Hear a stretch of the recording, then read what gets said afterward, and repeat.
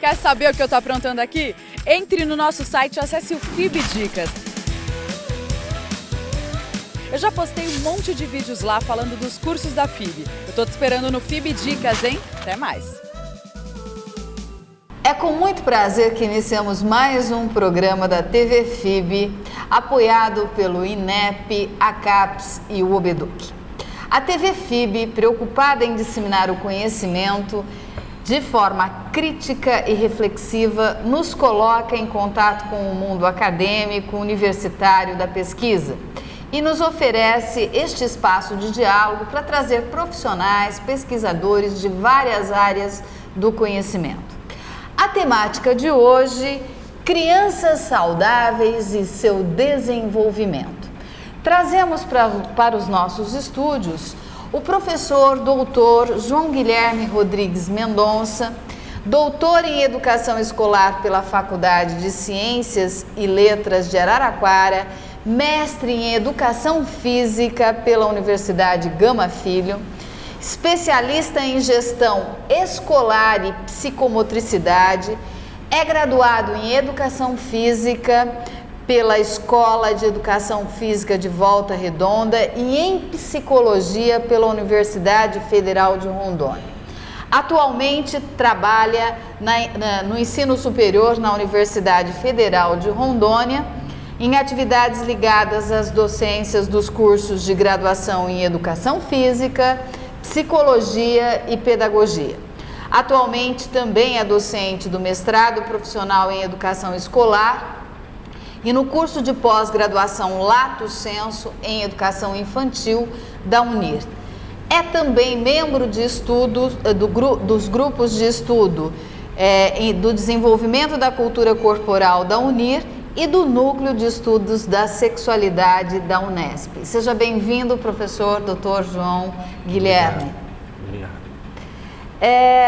Para iniciar o nosso diálogo de hoje, com essa temática que é muito importante sobre crianças saudáveis e a psicomotricidade e o seu desenvolvimento, eu gostaria que o professor falasse um pouquinho da sua história em que a criança se torna o ponto fundamental para suas pesquisas.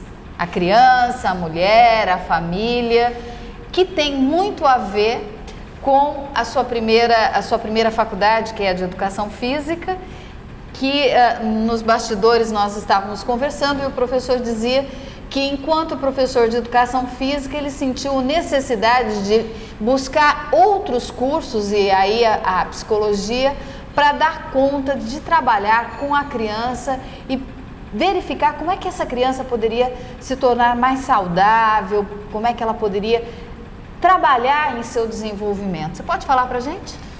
Bem, primeiro, obrigado pelo convite e vou começar dizendo rapidamente da minha pequena trajetória como estudante de Educação Física. Quando eu vi pela primeira vez uma professora muito conhecida na época, né, ainda está viva, uma pessoa muito atuante, a professora Raquel Mesquita, falar pela primeira vez em psicomotricidade, eu me encantei. Porque foi a primeira vez que eu tinha ouvido o que ela falou, né? Ela estava retratando uma criança, explicando que os movimentos, por trás de cada movimento, havia uma possibilidade de a gente poder perceber a dimensão da inteligência daquela pessoa que estava fazendo, daquela criança que estava atuando. A gente podia perceber a normalidade do seu desenvolvimento ou algum tipo de dificuldade. Eu nunca tinha parado para pensar nisso. Eu tinha aqui uns 17, 18 anos de idade. Eu não imaginava que olhar para o corpo a gente podia enxergar por além daquilo que a gente via, cabeça, tronco e membros. E é interessante o que o senhor está dizendo. Por exemplo, a mãe que está em casa nos assistindo, né? Ela olhar para o corpo dessa criança, para os movimentos dessa criança, desde bebê até adulto, vai dizer muita coisa a ela, não é? Exatamente. Então, entrando nesse ponto específico, né? o estudo da psicomotricidade é a área do desenvolvimento, dos estudos que olha por esse desenvolvimento desse corpo, mas não só na sua expressividade motriz, né, de movimento, de como age, mas também do sentido interno dessa movimentação, da vontade de se movimentar, da falta de vontade de se movimentar, da apatia, da animação, da alegria. Ontem mesmo eu estava aqui num congresso de educação aqui em Araraquara, eu apresentei um trabalho sobre o brincar na escola, a importância do brincar na escola. E eu pude dizer na pesquisa que a escola, estou defendendo que a escola hoje me parece o último lugar de refúgio para a criança poder brincar. E numa determinada parte eu explico que os professores não podem permitir que a criança seja culpabilizada, por exemplo, de ser infantil. Nós estamos falando dessa leitura corporal, né, da psicomotricidade, de olhar os aspectos internos. Por exemplo, uma criança, de repente, ela, no meio da brincadeira, ela grita, né? Ela está alegre, quem matou? Aí a mãe, o pai, ou no caso específico da pesquisa, a professora ou o professor, manda calar a boca, às vezes bate na boca da criança, né? Porque está gritando, porque está imitando o som, por exemplo, de um animal, está imitando o som de um meio de transporte, depende se é na área rural, uma carroça, uma charrete, ou um cavalo, ou um trem, um avião, ou um carro, né? Às vezes está brincando com a boneca, aí se transforma, por exemplo, num bebezinho, numa criança, ou às vezes engrossa a voz, é uma menina que faz o papel de homem, um menino que faz o papel de mulher, e às vezes o adulto não entende esse universo lúdico, né, que faz parte da historicidade, da construção do seu jeito de ser como pessoa, né? Então, em cada faixa etária tem o que se pode esperar dessa motricidade, né, que vai ser expressa através de brincadeira, de sorriso, de imitação. Eu estou falando de uma criança muito pequena, né? Mas os garotos e garotas, por exemplo, mais velhos, né? Vamos colocar aí de 7 a 10 anos de idade, né? Que não vão estar com essa voz mais infantilizadas, e pelo menos em teoria, né? Um comportamento mais infantilizado também. Mais infantilizado. Não que isso não ocorra, mas eles acabam por se reunir e se organizar em pequenos grupos, né? Compartilham com os próprios amigos agora a construção do seu fazer enquanto pessoa. Por exemplo, jogar bola, que é uma coisa muito comum no nosso país, né? Então, se antes brincava até os 5, 6 anos de idade, conseguia permanecer horas a fio brincando com a bola, chuta a bola, às vezes a bola não era mais a bola era uma barriga, coloca a bola dentro da camisa e ela está grávida, né? De 7 a 10 anos já é diferente, agora eu já posso incluir um outro para poder jogar, a gente cria desafios um com o outro, a gente começa a testar as nossas possibilidades, né? Enfim, a psicomotricidade começa a poder olhar para esse jeitão particular que cada criança tem nas diferentes faixas etárias. Você estava falando assim, desde o bebê, né? Então o bebezinho, né? Vamos pegar um bebê recém-nascido. Então a mamãe está lá com o bebê recém-nascido. Muitos pais, já cansei de ouvir de pais, os pais, não estou incluindo a mãe, os pais homens, sente que, por exemplo, não precisa ficar com a criança, conversar com a criança, porque a criança não entende, né? Então ali, para o pai, de um modo geral, né, isso acontece, é muito comum de acontecer, de olhar como uma coisa que ainda vai se tornar gente, entende? Então é uma fábricazinha pequenininha de cocô e de xixi, e que a gente tem que colocar leite para dar, né? limpar e colocar para dormir e correr para médico porque não entende porque está sentindo aqui, está chorando, deve ter algum tipo de dor. Acaba sendo um grande peso, né? Muitos pais aí no plural não entendem que aquilo ali não é aquilo, é um ser, né? É um ser que tem no seu jeito de ser, né? E no modo como o seu corpo fala. Exatamente, no modo como o seu ser corpo informação. Ele capta as informações, né? Como capta a informação? A partir de uma comunicação com contato físico, né? Então Pierre Vaillant é um autor que vai falar de um verdadeiro diálogo tônico. Então o nosso corpo tem uma musculatura. Quando você fica nervoso, né, a gente tranca a boca, tranca o dente. Quando vai fazer uma prova, a gente não sente que tem uma dor de barriga, parece que está tudo doído, né? Estou sendo entrevistada aqui agora, chego lá, lá no hotel e aí eu sinto uma dor nas costas, né? Por que essas dores, esse tônus ficou elevado? Porque tem uma emotividade envolvida, né? Então, quando a criança está no colo, por exemplo, da mamãe, né? E ela está tranquila, ela está serena, ela está acolhedora, ela está bem na relação com o marido, naquele momento, né? A criança fica tranquila. Quem é mãe sabe disso. Né? A criança adormece com mais tranquilidade, se alimenta melhor, né?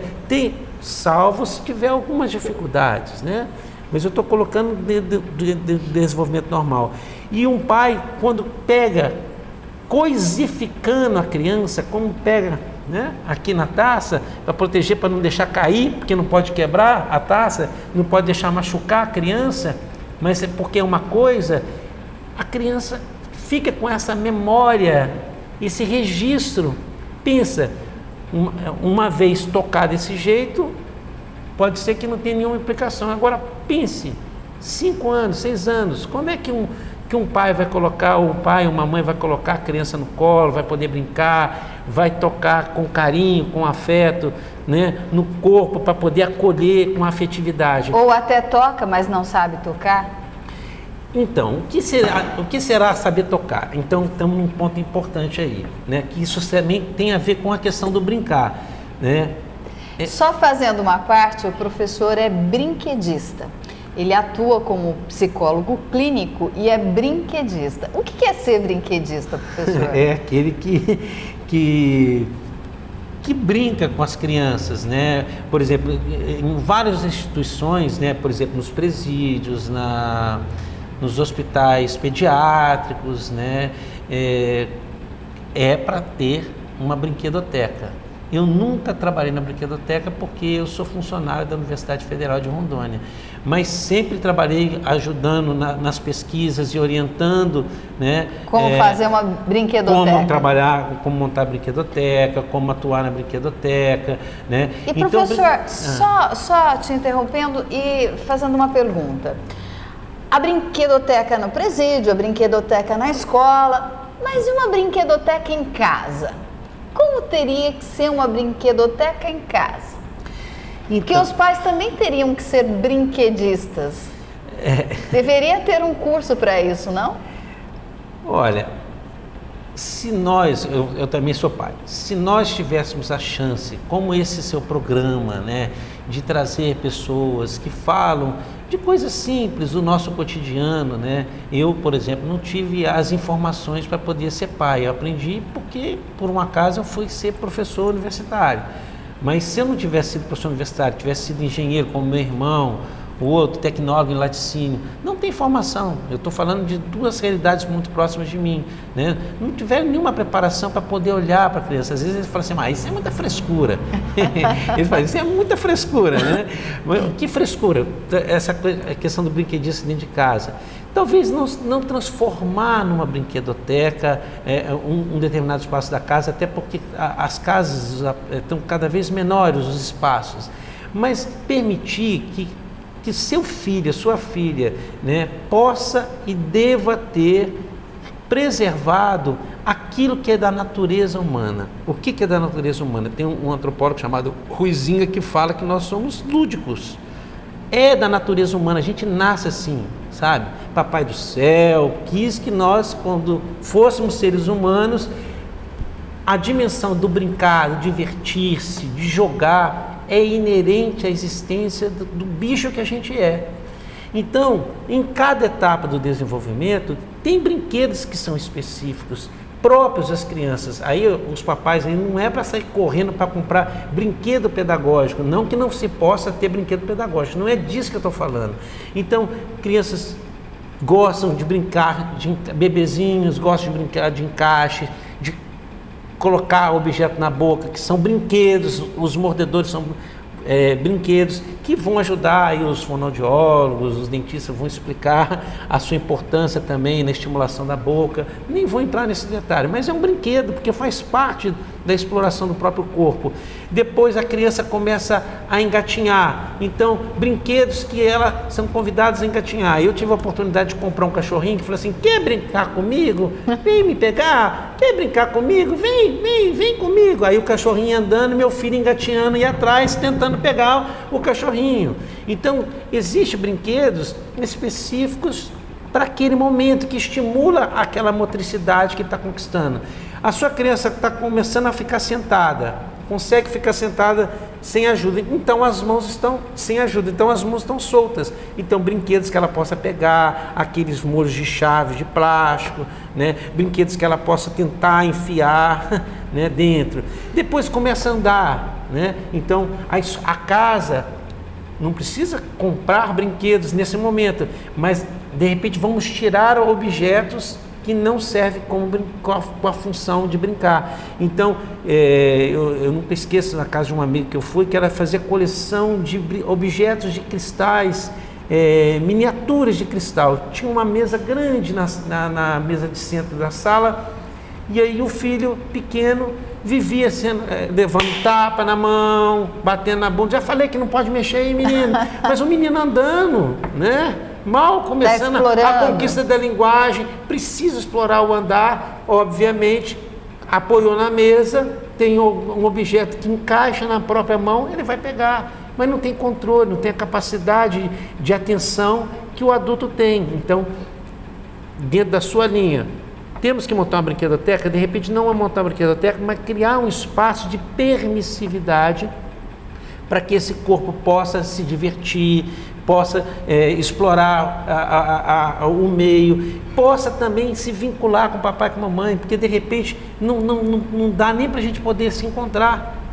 Você entende? Assim, tudo é ameaçador, dependendo da faixa etária. O lúdico faz parte do desenvolvimento. Se tirar a ludicidade, se tirar a brincadeira do desenvolvimento dessa criança, essa criança provavelmente não vai ter um desenvolvimento saudável. E esse desenvolvimento saudável que a professora está falando, está se referindo, é um desenvolvimento emocional, né? Relacional, porque os brinquedos, conforme a faixa etária, é um convite também a se comunicar com o outro. Então, papai e mamãe, primeira coisa, faz as festinhas, ganha presente, muito comum.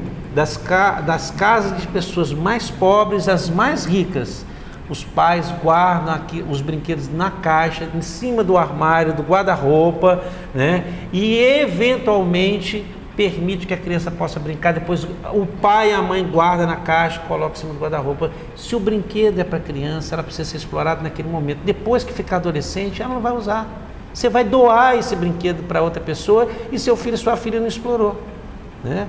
Então, a não ser que o brinquedo seja um inconveniente para aquela faixa de desenvolvimento, por exemplo, se você tem criança que está até os 3 anos de idade, sobretudo, quanto menor for, você se lembra daquela caixinha de filme do passado, quando a gente colocava filme na máquina de fotografia? Sim. Então, qualquer brinquedo, qualquer objeto na sua casa, se você tem crianças que ainda são muito pequenas, que couber dentro daquele pote que tem esse diâmetro, desse tamanho, não pode estar disponível para a criança, porque ela vai engolir. Então, claro, se você é mamãe que é costureira, se você trabalha com bijuteria, né? Então precisa ter aquilo, cuidado. É um apelo muito grande, porque dá vontade de brincar. As panelas tem uma determinada faixa etária que as crianças adoram, pode se tornar brinquedos. Vai dar um pouco mais de trabalho, né? Porque vai arranhar, né? Que pode arranhar, pode estragar. Então, permitir que aqueles objetos que podem ser utilizados fiquem, por exemplo, numa parte de baixo e se transformem em brincadeiras, né? Em jogos. Professor, o nosso tempo está se esgotando, muito pouco tempo de programa, mas está muito gostoso falar sobre isso. O que o senhor poderia dizer para nós, telespectador que está nos ouvindo? Nós estamos falando da psicomotricidade, da questão do movimento, da questão dessa criança que precisa se desenvolver com a ludicidade. Resumidamente, o que os pais, os professores, né, quem lida com a criança de alguma forma, até mesmo os avós, poderiam estar fazendo de melhor para a criança crescer saudável no seu desenvolvimento? A resposta é simples, mas ao mesmo tempo um desafio. Você, mãe, pai, vovó, professor, professora, não queira transformar aquela pessoa que você está cuidando, se é um bebê, se é uma criança de 3 anos, 4 anos, 6 anos, 7 anos, 10 anos, num adolescente, num pré-adolescente. Do mesmo modo, não pode se olhar para um pré-adolescente, um adolescente como se fosse criança. Ele já tem uma capacidade de se organizar na vida, de lidar com as coisas, com as pessoas de um jeito diferente. Agora eu sou um adolescente mais para adulto do que adolescente. Não dá para olhar para esse jovenzinho como se fosse retardado. Você está entendendo assim? Por que retardado? Porque está retardando no tempo, né? E também não pode adiantar no tempo. Então eu vejo algumas mães assim, comparando, por exemplo, o seu filho que ainda não anda com o outro que anda. Então compra um andar para poder acelerar o andar. Se não está no tempo de andar, não pode forçar esse desenvolvimento. Uma criança que com 6 anos de idade, né, que está aprendendo a lidar, por exemplo, com o seu espaço, com o seu pai, com a sua mãe, tem dificuldade, por exemplo, de dividir a professora, dividir o papai e a mamãe com o irmão ou com os coleguinhas, isso é esperado, né? Não exigir dela que ela tenha essa capacidade de compreensão, de socialização, de entender o outro, porque o cérebrozinho dela tem algumas limitações de poder trabalhar cooperativamente. Isso todas as crianças não, algumas crianças têm uma capacidade mais acelerada. A mensagem é, não exija aquilo que não é do outro. Permita que a criança possa brincar. Se ela pede para brincar, acredite nela. Ela está com sono, acredite nela. Ela está com sono, ela precisa descansar, né? Ela está com fome, precisa comer. Dê comida para ela. Ela está brincando, ela não vai lembrar de beber água, não vai lembrar de comer. Levemos a comida, levemos a água para ela. Outra coisa, interaja. Não seja um observador. Isso é para pai, para mãe, para professor. Nós não somos observadores, nós somos partícipes da construção desse ser que vai vingar. Não é vingar só na vida porque não morreu. Antigamente falava assim, minha criança vingou, quer dizer, não morreu, né? Morria-se muito, né? Bem, isso é um outro capítulo da história. Mas a criança vingou, tá, mas vingou de que jeito? Toda frustrada, porque não se sente feliz, não se sente bacana. Eu vou deixar um tema, provavelmente você vai convidar uma outra pessoa para poder explorar. Um menino que eu pude atender, tinha 12 anos de idade, a mãe falou assim, olha, estou te procurando para você curar o meu filho, porque a professora falou que ele é gay. E aí eu fui desmistificar, porque não é uma doença, mas resumido, esse menino tem pai, tem mãe, tem irmãs. Mas o pai nunca esteve presente. O pai mora na casa, vai para casa, é um trabalhador. Mas não olhava, nunca olhou para o filho, nunca conversou com o filho, sabe? Nunca falou do shampoo que ele usava, né? Nunca falou da camisa que ele usava, que ele gosta de usar. O menino foi criado com uma referência da mãe e das irmãs. Então, o menino não teve a chance de ser menino, de brincar de coisas de menino, de olhar para o mundo masculino, né? Então, quando eu falo dar o que é do outro, não é só na idade, mas é também aquilo. Todo menino tem o direito de ter a referência masculina, toda menina tem o direito de ter a referência feminina, né? E às vezes isso também falta, e isso vai interferir no desenvolvimento do outro, né? Porque a criança, o pré-adolescente, fica completamente rejeitado, estigmatizado na escola, no meio. É sofrimento, é só história de sofrimento. Então, os pais não precisam ter muito dinheiro para poder acolher com amor, né? Como os professores também falam com amor. As professoras ficam muito bravas comigo quando eu falo assim, eu amo criança. Eu falo assim, olha, vamos começar mal, porque não basta amar, tem que conhecer. Então você precisa amar sim, pronto, conta a seu favor, né? Porque tem pais que não amam os seus filhos, tem professores que não amam os seus alunos, mas precisa também conhecer, né? Porque sem o conhecimento não tem amor, e sem amor não tem conhecimento. E aí uma coisa depende da outra, né? E é porque são pessoas que estão em construção da sua história. É diferente. Se você não gostar de mim, né, eu tenho como me defender, eu tenho como me proteger, mas o que dirá de um bebezinho? O que dirá de uma criança até os 6 anos? O que dirá de uma criança de 7 a 10 anos? Um pré-adolescente dos 10 aos 12, 13, 14 anos? São muitas mudanças. E o jovem, com 16, 17, 18 anos, tendo que ser inserido no mercado de trabalho, né, na profissão, e mal sabe dele. Eles se acham, mas estão completamente perdidos. E os pais distantes, né? Então, em cada época é extremamente importante esse olhar de acolhimento, né? Quando a gente não sabe, quantas vezes eu não soube como lidar, pedir ajuda, conversa com quem conhece, tem sempre os apoios, né, do serviço público, né? As universidades todas têm serviço de atendimento, né, de psicologia, de pedagogia, né, que as famílias podem recorrer. Talvez, quem sabe, numa próxima oportunidade, a instituição que você está, né, que você trabalha, nós temos aqui disponibilizar por FIB. aonde pedir, aonde procurar essas ajudas, por exemplo, aqui em Araraquara ou no entorno dessa região. Nós temos aqui na FIB em Bauru cursos de educação física, fisioterapia, biomedicina, enfermagem, psicologia, que dão atendimento e que acolhem a comunidade no seu entorno e pode ajudar também. E eu gostaria... Posso dar uma última sugestão?